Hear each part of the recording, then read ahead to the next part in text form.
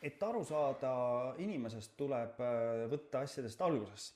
Ja esimest korda laiema avalikkuse huviorbiiti tegelikult teie kerkisite aasta enne niinimetatud pronksimässu. Mis teid toona ajendas sinna Tõnismäele minema?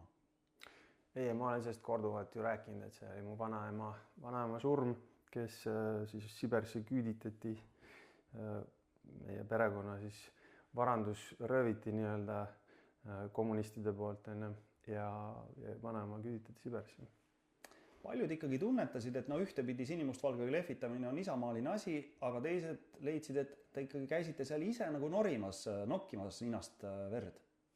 No mulle meeldib ennast võrrelda Jaak Joalaga, et sellepärast, et samasugune sihuke, paljud räägivad, et ta oli Kremli ööbika, minu arust ei olnud, minu arust ta oli väga muhe vanamees ja sihuke